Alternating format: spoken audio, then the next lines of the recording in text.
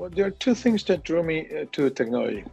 I was born in Spain, and my father was a civil engineer, and he had an office at home with all the drawing boards, but also some scientific calculators. So as a little kid, I got into the calculators and started programming them, Hewlett-Packard calculators, and I found that fascinating that you could take anything, anybody, and tell them what to do, and they would do it. This was absolutely shocking for me.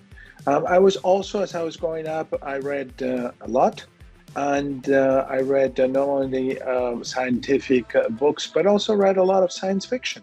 And once again, understanding science fiction as science that hasn't happened yet also made me very interested in information technology and computers.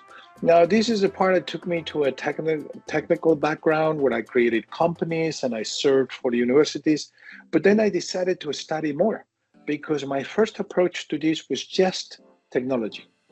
Is there anything that I can do to technology to solve a problem? To just address an inefficiency and opportunity there to make it better with computers. But then after that, I realized, well, hold on a second. This is not only a technical solution, but is this something that can be used either to make money or save money or efforts? And this is what drew me to have the intersection also of teaching, but the intersection of the business side of the equation. But then beyond that, as I practiced technology for many, many years in different roles, then I started thinking, well, sometimes I see technology implementations that are just not right, that don't take into account the privacy or the security of people, that end up hurting sometimes the same people that were supposed to be served by that technology.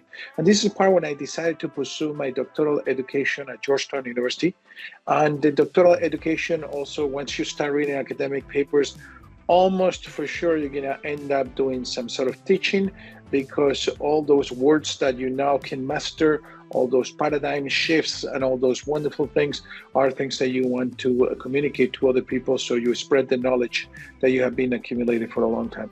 So it was that intersection of factors, an interest for technology, an interest for teaching, and an interest for ethics that brought me into my current roles of being a university executive in technology functions, as well as a faculty member for a number of institutions in the US and other countries.